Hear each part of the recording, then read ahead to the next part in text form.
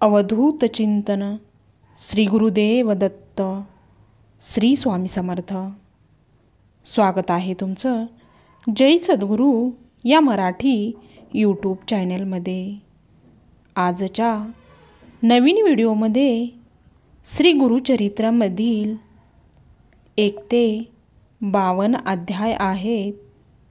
ते अध्याय वाचल्याने किंवा ऐकल्याने आपल्याला काय फलश्रुती मिळते हे आज आपण या व्हिडिओमध्ये ऐकणार आहोत। अध्याय पहिला वाचल्याने नित्य गुरुचिंतनाने संपूर्ण जीवन मंगलमय होते। अध्याय दुसरा कलीबाधा व सर्व रोगबाधा नाहीशी होतात। अध्याय तिसरा गुरुकोपाचे शमन होते व व्रताची पूर्तता होते। अध्याय चौथा स्त्री छलनाचा दोष जातो व स्वहिताचे रक्षण होते। अध्याय पाचवा शारीरिक व्यंगे नष्ट होतात, ज्ञानाची प्राप्ती होते। अध्याय सहावा दैवी कोप दूर होतो व विद्या प्राप्ती होते। अध्याय सातवा वाचल्याने पंचमहापापादी सर्व पातके नाहीशी होतात। अध्याय आठवा वाचल्याने बुद्धिमंदय नाहीशे होतात, विवाह कार्य सुलभ होते। अध्याय नववा वाचल्याने सर्व शुभ कामना गुरुकृपेने पूर्ण होतात।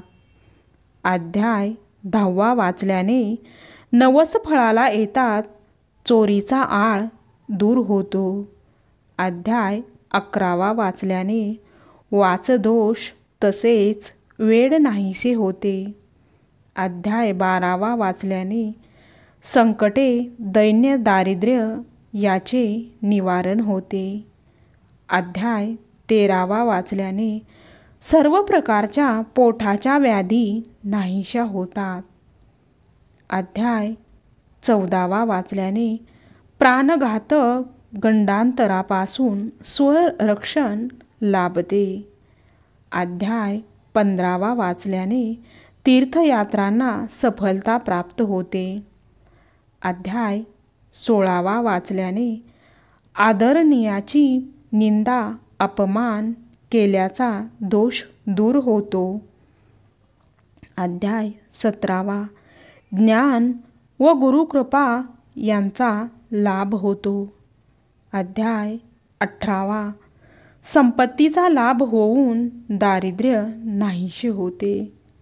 अध्याय 19वा भाग्यवृद्धी होते, सद्गुरूंचा लाभ होतो, स्त्रीस्थळी यातर पुण्य लाभते।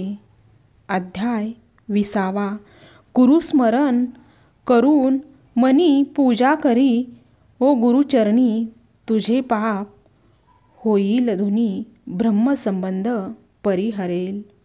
अध्याय 21वा मृत्यूभयापासून मुक्तता।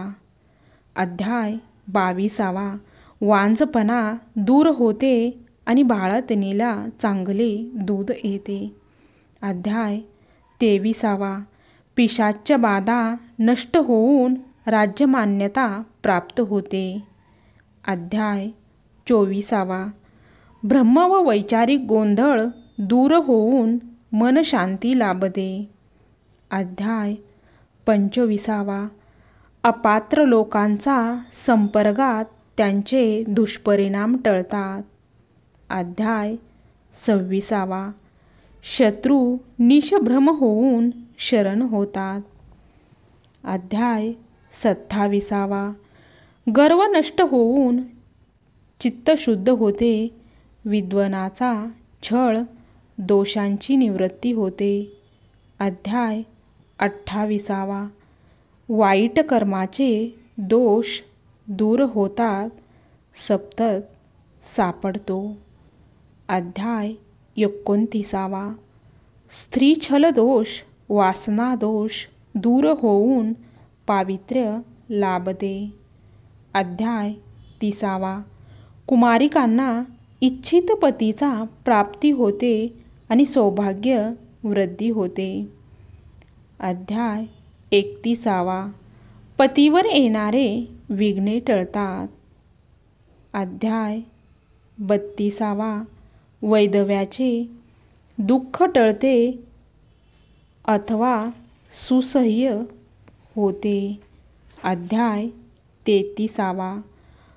वचनभंग व व्यभिचार दोष दूर होऊन सद्गती लाभते. अध्याय 34.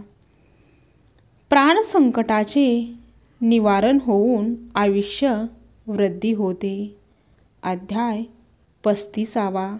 हरवलेले नष्ट झालेले पुन्हा प्राप्त होते.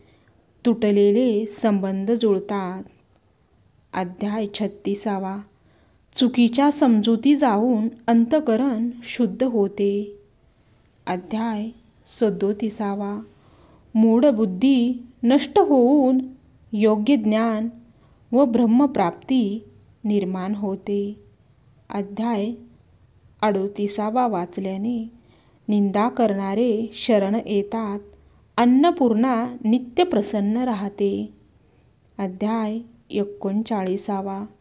सद्गुरूची प्राप्ती होऊन योग्य मार्ग सापडतो. अध्याय 40. कुष्ठरोग नाहीसा होऊन शरीर निकोप होते. अध्याय 41. वाचल्याने सद्गुरूंची प्राप्ती होऊन योग्य मार्ग सापडतो. अध्याय 42. विद्या व फलाची प्राप्ती होऊन कर्तबगारीला यश येते. अध्याय 43. गर्व व क्रोध नाहीसा होऊन ऐश्वर्याची प्राप्ती होते. अध्याय 44. मनातील ब्रह्म दूर होऊन योग्य मार्ग लाभतो. अध्याय 45. कुष्ठरोग नाहीसा होतो. गुरुनिष्ठ सफल होते आणि बुद्धी वाढते. अध्याय 46. चिंताची स्थिरता लाभते आणि ज्ञानाची प्राप्ती होते. अध्याय 47. पक्षपाताचा दोष नाहीसा होऊन समत्व बुद्धी प्राप्त होते. अध्याय 48. गुरुनिष्ठास विपुल समृद्धी प्राप्ती होते आणि विघ्ने टळते. अध्याय 49. तीर्थक्षेत्राबद्दल आदर वाढतो आणि सर्व पापांचे समान होते. अध्याय 50. त्वचारोग नष्ट होऊन शरीर सुख लाभते. अध्याय 51. वाचल्याने सुख समृद्धी व अतिमोक्ष प्राप्ती होते. आणि अध्याय 52. श्रद्धेला चांगले फळ येतात व संपूर्ण ग्रंथ वाचनाचे फळ मिळते. श्री स्वामी समर्थ. जय जय स्वामी समर्थ.